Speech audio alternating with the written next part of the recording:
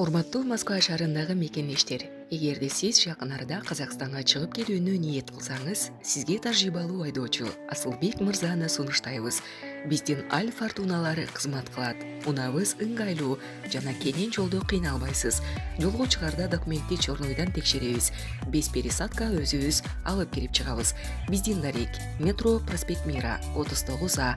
Биздин байланыш номер +7926 929 1820. Литва Россиянын чек араларына жакын жерде аскердик базаларды түзүүгө чакырды. Литванын президенти Гитанас Наусьеда НАТО Орусия менен кызматташуу актысын жараксыз деп таанууга жана анын чек араларына жакын жерде туруктуу аскерий базаларды орнотууга убакыт келди деп билдирди. Мындай чакырык менен ал 10-июлда The Times кезине берген маегинде альянска кайрылды. Орусия Беларуста тактикалык өзөктүк куралды жигердүү жайгаштырып жаткан кезде биз акыры Орусия менен НАТОнун кызматташуу актысы өлүп калганын моюнга алышыбыз керек, деди Наусьеда. Литванын президентинин айтымында альянс менен Москванын ортосундагы мамилелер жана кызматташтык жөнүндө 1997-жылы кол коюлган негизги актысы НАТОго чек арасын коргоого тоскоол болууда. Документке ылайык уюмдун мүчөлөрү жаңы союздаштардын аймагына өзөктүк курал жана туруктуу базаларды жайгаштыра албайт. Булак Назар Ньюс кечи. Бишкекте апасы, кызы жана уулу киши колдуу каза болгон окуя шектүү сотко алынып келинди.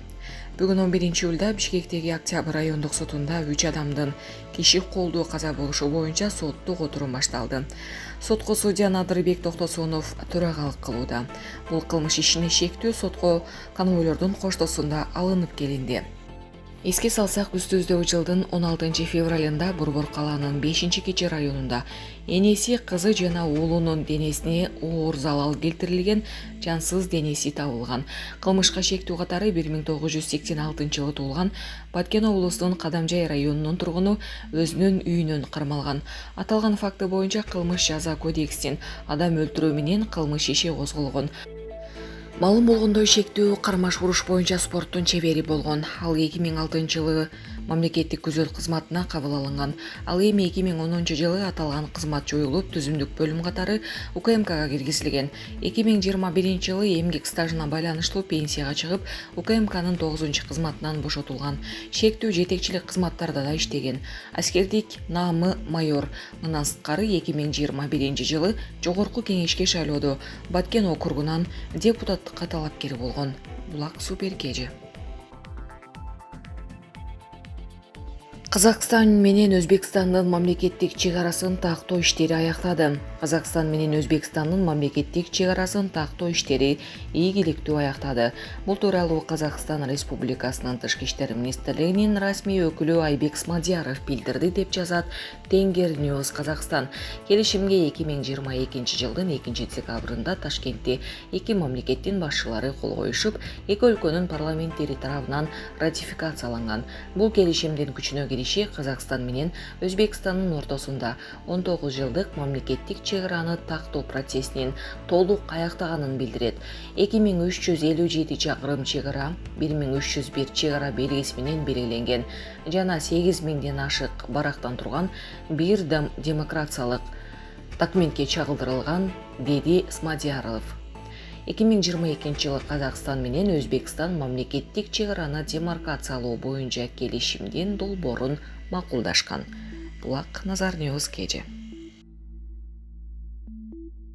Ошто казинодо $10,000 уттуруу видеделген окуя боюнча милиция үн катты. Ош шаарындагы бинардык опциондо кыргыз жаранынын ири өлчөмдө акча уттуруп алуусу боюнча иликтөө башталды.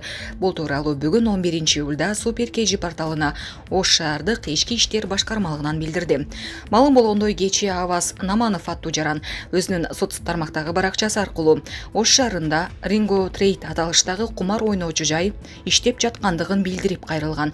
Аталган кайрылуу Ош шаардык ички иштер башкармалыгынын маалыматтардын электрондук журналына катталып, иликтөө иштери башталган.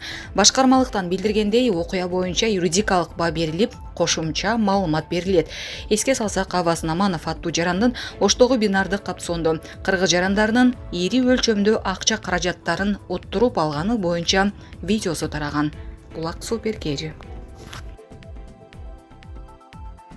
Түштүк Африкада кар жаады. Өткөн түнү Түштүк Африкада кар жаады. Бул тууралуу Мир 24 телеканалы билдирди. Аталган өлкөдө акыркы 10 жылда биринчи жолу кар жаап, ал бир нече саатка созулду. Йоханнесбург менен Преториянын жолдоруна муз тоңду. Адатта кар буга чейин бийлик тоолуу аймактарга гана түшсө, бул жолу жаан-чачын шаарларды да жааган. Антарктидадан келген муздак аба массалары Түштүк Африканын аймагына жайылган айтылууда. Ошол эле учурда буунун дүйнөлүк метеорологиялык уюмунун билдирүүсүндө өткөн апта дүйнөдөгү эң ысык апта болду. Уюмдун маалыматы боюнча 7-июлда дүйнөдө орточо температура 17,24 градусту түзгөн. Бул 2016 жылдын 16 августуна катталган 16,94 градуска чейинки рекордтон 0,3 градуска жогору. Булак Назар Ньюс кежи.